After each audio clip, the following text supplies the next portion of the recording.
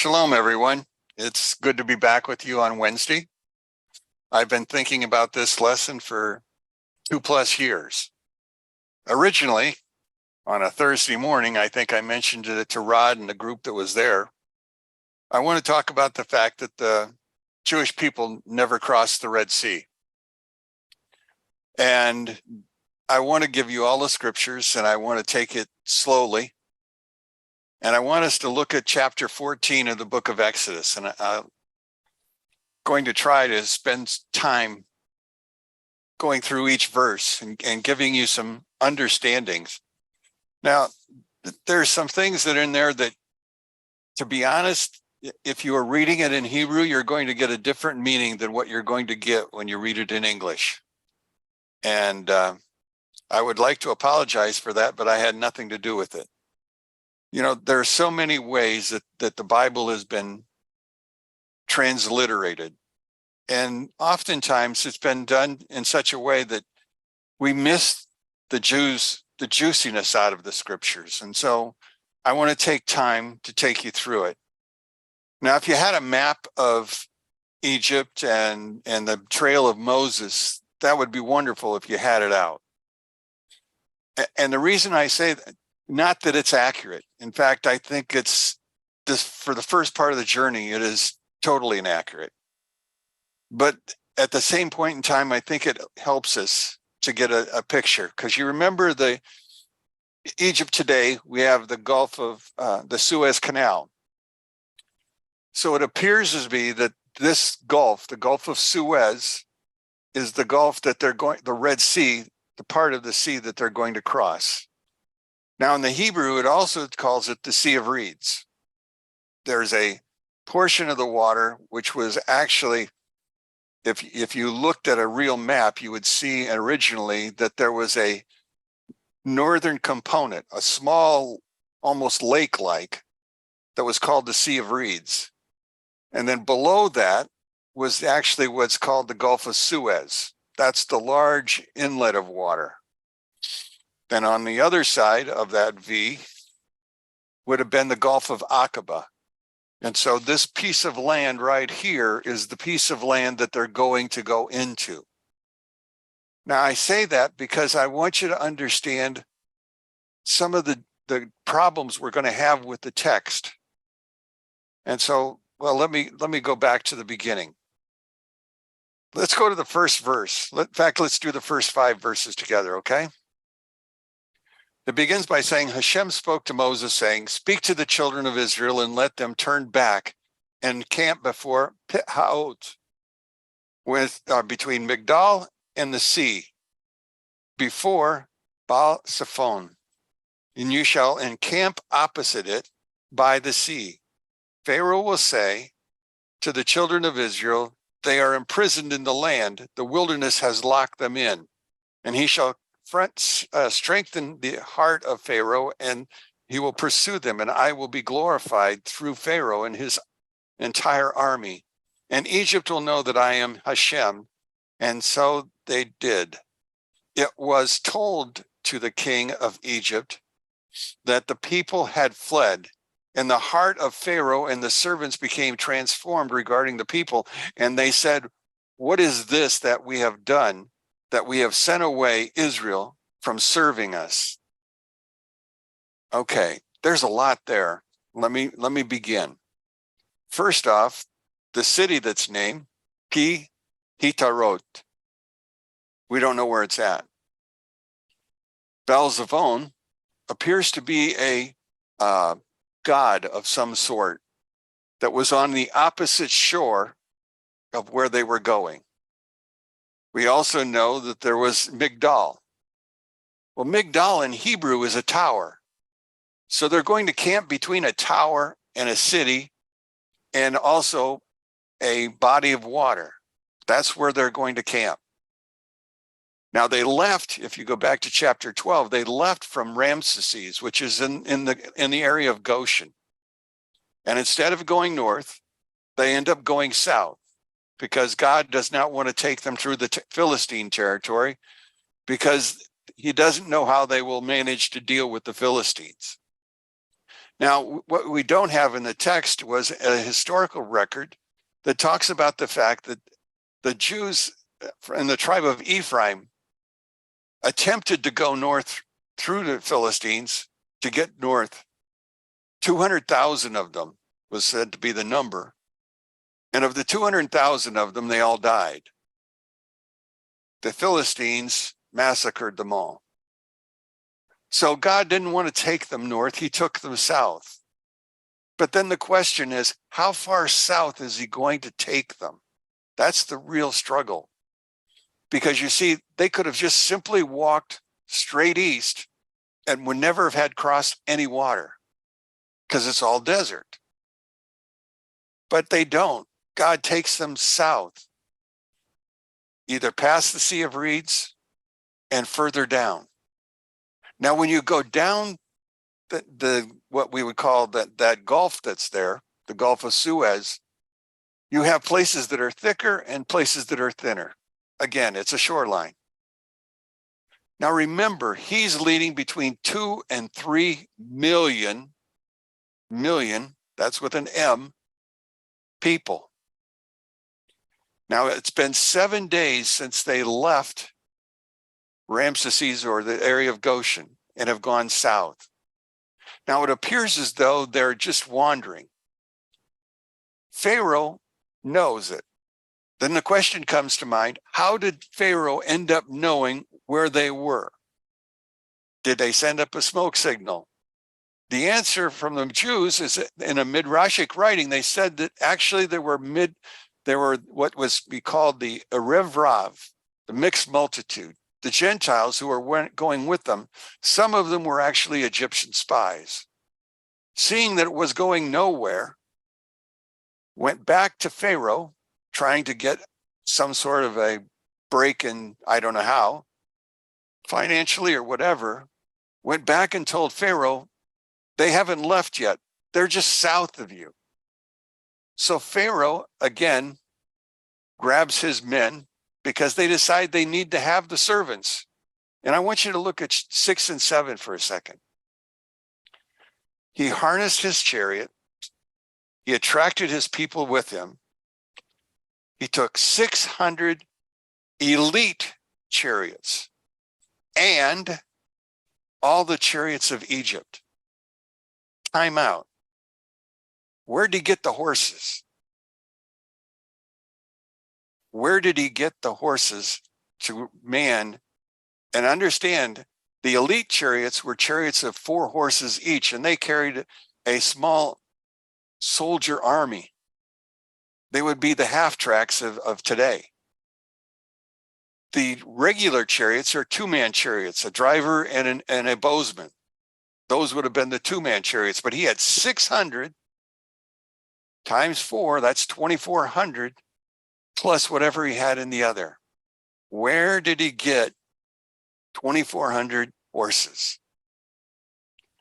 The Midrash says that when it came told to them that the land was going to be destroyed by wild beasts and all of the other things, that the people who understood, the Jews, and understood what was happening, took their livestock into the house or into a stable and got them out from outside. And so there were enough horses that he confiscated, and everybody had their teams completed. So now you have all of these people in pursuit, but they're 7 days behind. Now, as the story goes on, then what we're going to be watching is they catch up quickly, evidently, and they trap the Jews by the water. Now, in trapping them by the water, remember what happens. God takes the angel Michael. In fact, why don't we go back and look at that for a second? Egypt pursued him. Where do I want to go? Well, anyway, let me tell you then, because I know it's in here somewhere. I read it just today. The angel Michael would have been leading the procession because the angel Michael is the guardian angel of Israel, along with the column of fire, along with the cloud. Now the cloud was in front of them and moved behind them, creating a shield between them and the Egyptians when they finally caught up with them. Now understand, the Egyptians couldn't see them anymore because of the cloud.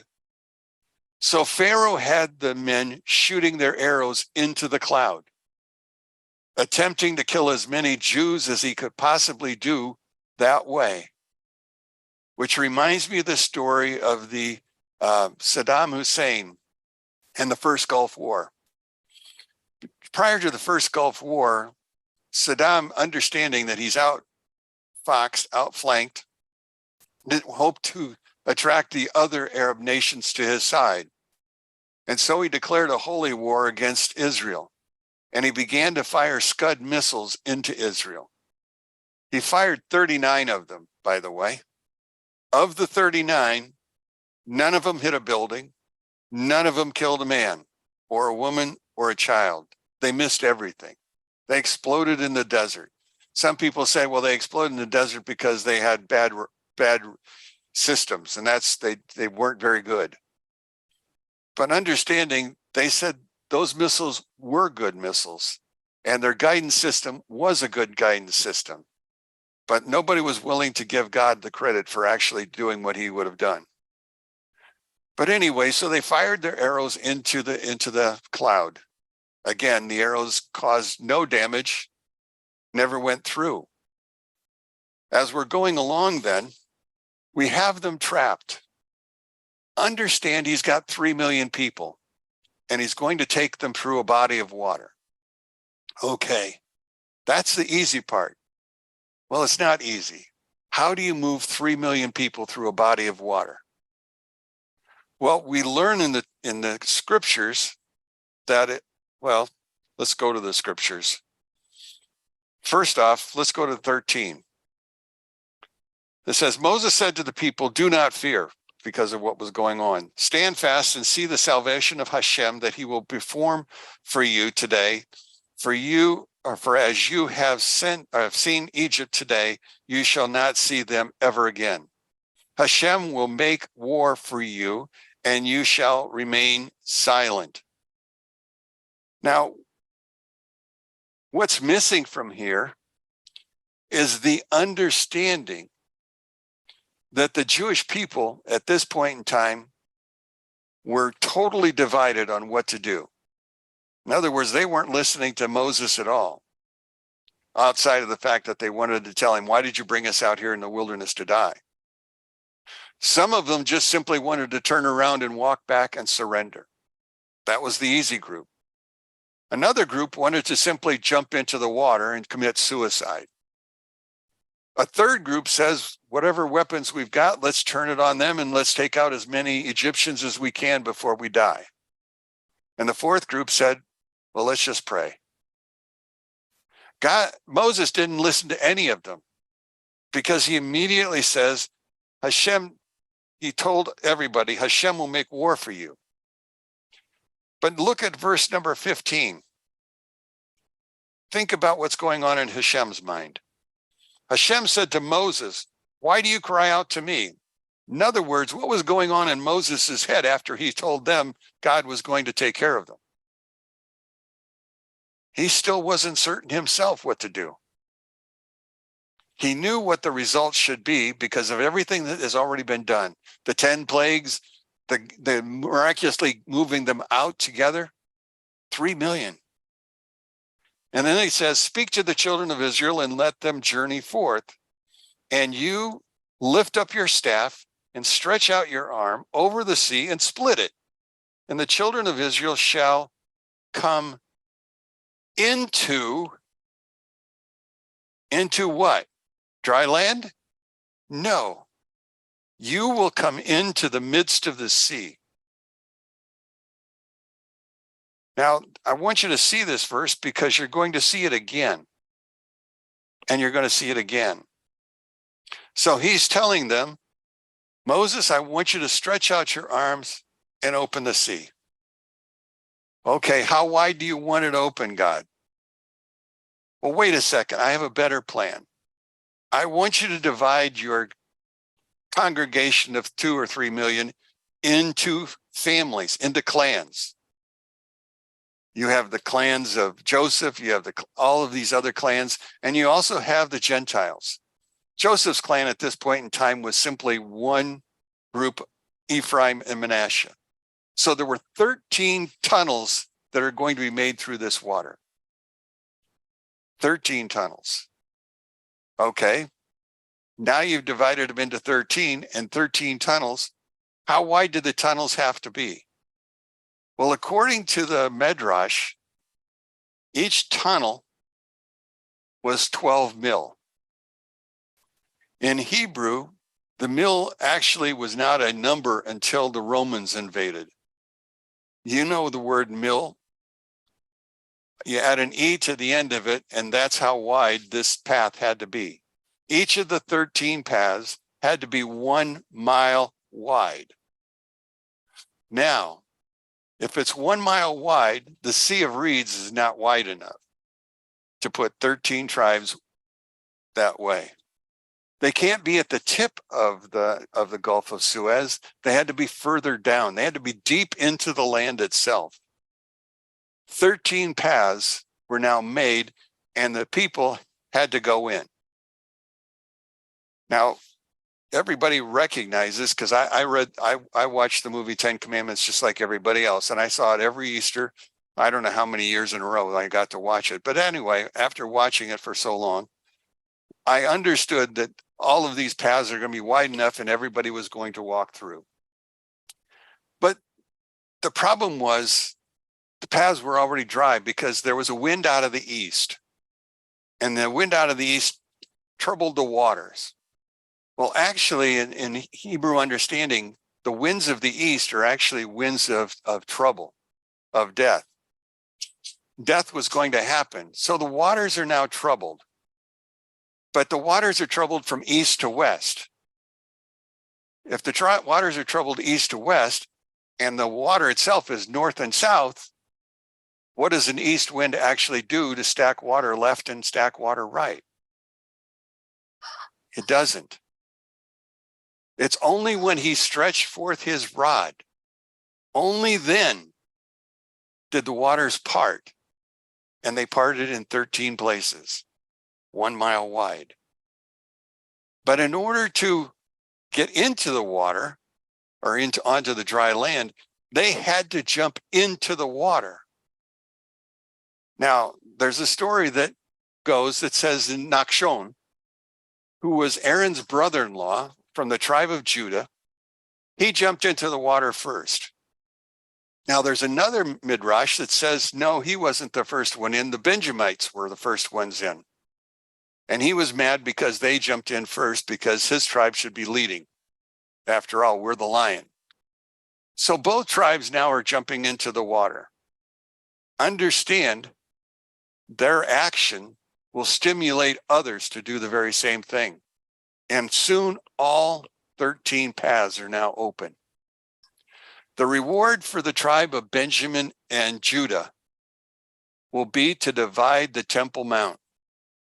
You see, the Temple Mount actually has a C-like and a hook in the center. The hook in the center is the land of Benjamin. The land on the 3 sides is the land of Judah. So the Temple Mount really is in the land for both places. What God has done is rewarded those 2 tribes for their act. Now remember, when they left Egypt not saints. Many of them had never performed a mitzvah, done a good thing. They were slaves. They only did slave things. Now they're being tested in such a way that it's beginning to change their inner being. And so they jump into the water, acting upon the words jump, because they're going into the midst of the sea. And when it says they're going into the midst of the sea, it's batok. Batok. Bet, tav, vav, and a kaf. Batok. So they're going into the sea, and as they're going into the sea begins to dry up. So the first ones in are actually building this path. The path wasn't there. The path was only there when they went into the water. That's when it began. Now, with the path now in the water, they begin to walk across in their 12 clans, 12 clans plus the mixed multitude of Gentiles that were going out with them. All of them were going into the water. All of them were making a trip. Now, the problem is we saw in the 10 Commandments where they crossed the sea completely. I want to tell you right now, they did not. They will not cross it completely. In fact, they will go out, turn north, and then turn west again and come back. Now, I get that from the 3 times that 22 is written into the text, because you see it's here in 22, it's later on in chapter 15, chapter 14 in verse number 29, and then in chapter 15, verse 12, or verse 19. So it's there 3 times. And the reason is because they're going to walk out so far and they're going to hit a wall. I want you to look at 29 for a second. It says, the children of Israel went on dry land into, the word is into the midst of the sea.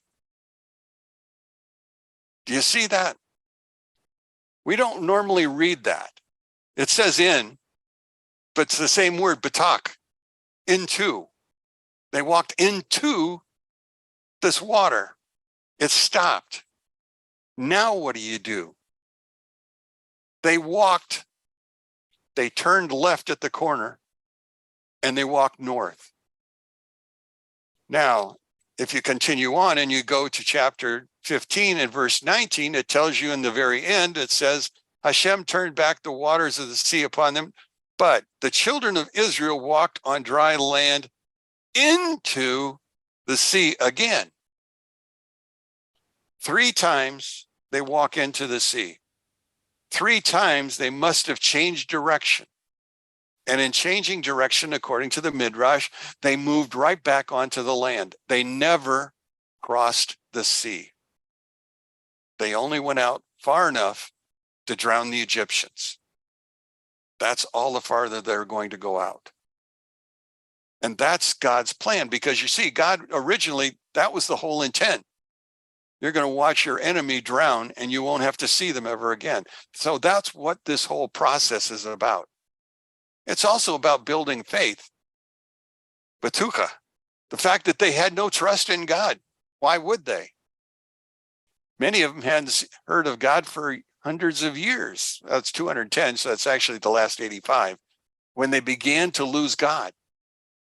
So many of them have never experienced what the Levites were experiencing, because you see, the Levites were still allowed to study Torah. They were not put into press to slavery like the rest of the tribes.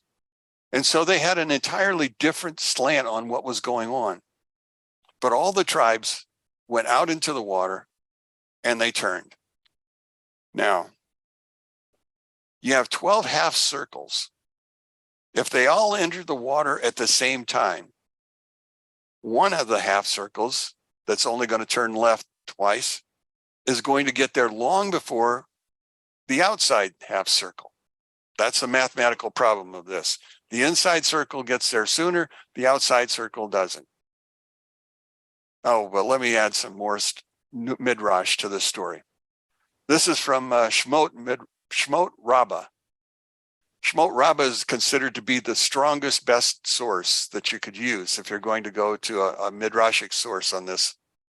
But anyway, here's how it goes. They jumped into the water, and as they were going through the water, the families were following, and you have kids. I had kids at one time, but mine are grown and they're not at home now. And so I can only go by the memories. And I know that when we used to go to my wife's mother's house, which was 5 hours away, it was no more than an hour and a half in. They were tired of their coloring books and whatever else they brought. And the first thing they said was, I'm hungry. I want to eat. Well, here you are walking through water. Where in the world are you planning on stopping at a McDonald's? There wasn't any McDonald's. There was no Burger King. There was nothing. So they're walking out into the water, but yet, according to the Midrash, fruit trees had grown in their path. Not only had the fruit trees grown in their path, but they had fruit on them. And so they pulled the fruit off of the trees and they began to eat. Well, you know, that'll keep a kid quiet for a while. I'm thirsty. Where are you going to get water? The kids began to poke holes in the walls of water, and they began to drink the water that spicketed out from each of those holes. Now, time out, that water was full of salt. It's part of the Mediterranean Sea. Answer, no, it wasn't. It was fresh water. Coming through that hole, evidently, God had desalinated the water, and so it was just fresh water. So here they are eating fruit, drinking water as they go along, and the birds are with them. What in the world are the birds doing? Well, they're flying along with them, and lo and behold, what happens? The kids start feeding the fruit to the birds, and the birds continue the trip. So now you have fresh fruit, you now have water, and now you have birds. So the trip has become quite different. But in this course of this time, and that's being quite different, we still have the Egyptians following them into the path. Okay, now what happens now? If you're an Egyptian and you were in the first path, the short one, you should get out and be ready to slay whoever is there and be ready for the next group. Not so. According to the scriptures, it says that God took the wheels right off the chariots. The water began to perk up through the soil again, through the dry ground, and it became murky and mucky. Not only that, it also was very hot. I don't know if you remember the Midrashic stories that go along with the Noah's Ark. But Noah's Ark talks about the fact that the people themselves could not swim or could not continue along, floating along on a log or anything else, because the waters were boiling. Only those in the ark were supposedly saved. The same thing was happening to the chariots. The wheels were now coming off the bus. The Egyptian drivers and those who were riding with them got off. The ground became so hot, according to the Midrash, it said it melted their boots. They're now walking in muck with their feet on fire. The first group never got out of there no more than the last group. By the time all of them got through, it was now daylight. Well, wait a second. That means they went into the water in the dark. Well, kind of, because they had the light of the fire leading them. Well, it's only one. No, it's split. Each lane had its own light. And so they were walking through at night in water, eating the fruit, feeding the birds as they're going through. And the Egyptians, on the other hand, are now dying. In fact, when they finally finish, remember, Moses is told, close your hands and shut the water off. And the water then came down upon them. Now, all of them are in the water. Now, we have to remind ourselves, first off, how tall were the banks of water on either side? Well, according to the writings, they were several 100 feet high. Well, if they're several 100 feet high, that means there's a lot of water there. And if there's a lot of water there, that means they can't be going near an edge. They've got to be out towards the deeper end, crossing there. And as they're attempting to cross, the walls of water are there. The Egyptians are out in the water. Well, where's Moses? Where's Moses at? There's two opinions. Nobody's knows for sure. One opinion was that he followed the Levites through, and he was therefore the first group through. And as he was the first group, then he could be already on the land to close his hands.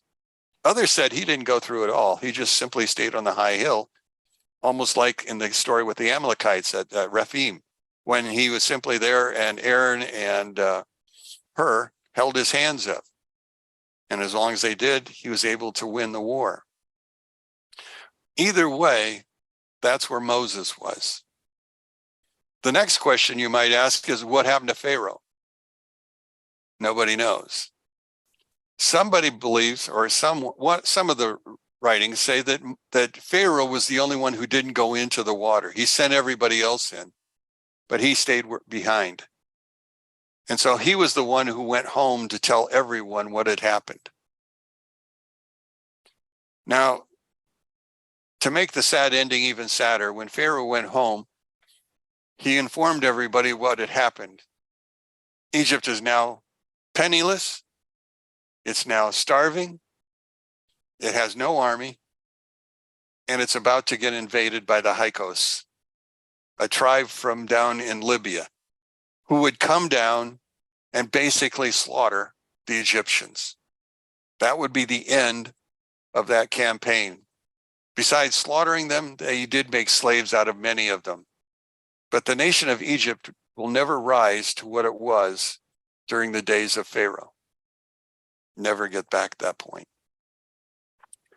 So we have, the story really is not about going through the water. The story really is about the idea of trust, developing trust in the people, developing their first look at moving from depravity to God. Because you see, on this route, they're going to take 50 days when it's all said and done. They're going to raise their spiritual level. And it begins here with the understanding that they are now moving through water that they shouldn't be moving through, and that they're trusting God to carry them through. It also is going to tell us something else. It's going to tell us about the hidden world and the revealed world. You and I live in a revealed world. We look around, we can see what's here. When you look at the water, what do you see? You see water. You don't see the world that's underneath the sea. You don't see all of the new creatures that are being discovered as they begin to explore the depths of the oceans. You don't see everything that's there. The same thing is true when we put this into physical terms and spiritual terms. We don't see spiritually what goes on. We don't understand completely what God has been telling us all along. That's why we go back through the Torah over and over and over again, getting new ideas each time we go through, learning more about the spiritual, spending less time talking about the physical. One last thought, and it's a metaphor, and it's a metaphor for reality. And I wrote it down so I wouldn't forget what I was going to say. Here it goes. A metaphor for reality. Everyone has an overt or an open reality that is laid out before us. But we also have a hidden reality, which is called our potential. Now, this is the preparation for the presentation of the Matan Torah. We're preparing now for what's going to happen in the next episode. And we do this every year we go through the Torah. We're to be about, when I create my lessons, I want them to be about meditation. I want them to think upon it, to meditate over what's being said. When you read the text, I want you to meditate over the text. What new is God going to open up for you? Well, remember the water was split in order to show the potential of the land. the land under the sea, not the land around them, but the land under the sea. The land under the sea had the potential to create trees that grew fruit. In the ages to come, according to the book of Ezekiel, there will be a river that flows from the throne of God in the temple all the way out to the Jordan, down to the Dead Sea, and the Dead Sea will become a living sea. But not only that, on both sides of that river, what are going to be found there? Fruit trees. Fruit trees. It goes, I go out of, I don't want to get off too far from that. Anyway, so we have miraculous trees growing. The trees go forth its potential in its fruit. The fruit came forth and its potential for the children. The children fed it to the birds who gave them their potential. Whose potential? The men. You see in chapter 15, we have the story of the singing that Moses' men did at the sea after Egypt's drowned. But there were two songs that were created there. One was the song of Exodus, and the second was the song of Miriam. Now, I don't want to tell you guys, but the women are far more spiritual than the men, and they think in an entirely different way. When Moses says, pack up, let's go, the men grab their chainsaws, their axes, all of the equipment that they thought they were going to need for the trip. When the women packed up, they got their togethers together, and they brought musical instruments. So when we get to the other side, here's the men. Oh, Kelly, quiet. Yes, for the women. No, the idea is the women themselves were singing in one group. The men were in another group. The men were singing, but they had no musical instruments. Nothing. You see, they didn't plan on singing. They only planned on work. The women planned for everything. And so they brought with them musical instruments for their songs. Not only that, God was not about to let the women outdo the men. So what did he do? He had the birds singing with the men. So there was background music. May not have been the music that we would have normally picked, but it would have been background music that would have gone with it. God used everything in that story, and it all comes back to that very same thing. Everything's about potential. Your potential and the potential of everything that's around you. All we have to do is keep our eyes open to see what there is. Okay, my wife said I had to talk longer than 30 minutes, and I did. I talked 41. So I feel much better about myself, and I hope my wife does too after I get off the air. But anyway, anybody have any thoughts, questions about the Parsha, anything they want to talk about?